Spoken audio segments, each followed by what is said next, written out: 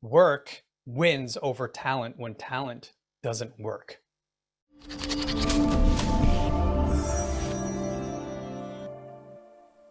I'm not perfect. I mess things up all the time. And I have things that I'm working through right now that I'm like, that's going to be a lesson. Not right now, but I'm going to share how I came out of that currently. And the problems, I don't know why, JMac, but it seems to get bigger and bigger, the problems. But it's celebrating the micro wins, truly, honestly. It's like working harder than everyone else and understanding that work wins over talent when talent doesn't work. So you can be talented, sure.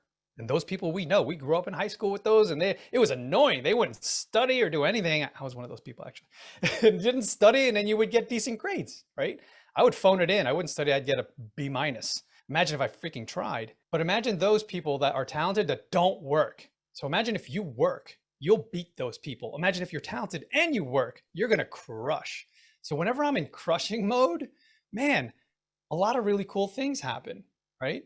As you start to celebrate all these micro wins, getting up early in the morning and saying to your spouse, I did it 3 days in a row, 4 days in a row. All these little things will create this swell and this cadence and this tsunami of confidence over time, where now you can start talking to business owners and people and multimillionaires with confidence because you just accomplished all these things that are subconscious in your mind because you've been celebrating wins. And you're like, man, look at all these case studies. I may not be putting it out there yet, but they're all up here. And that gives me confidence. If I was in corporate America, I would never have comprehended that I can make people and help people and inspire people to sign big contracts, relatively big contracts. So celebrate the little wins, 100%.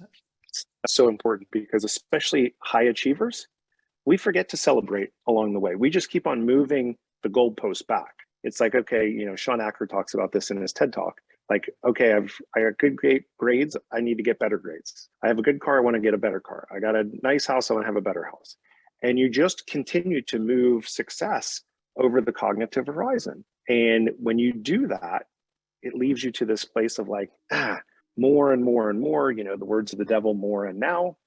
And so celebrating those small wins absolutely play into your confidence in being able to continue to propel yourself forward.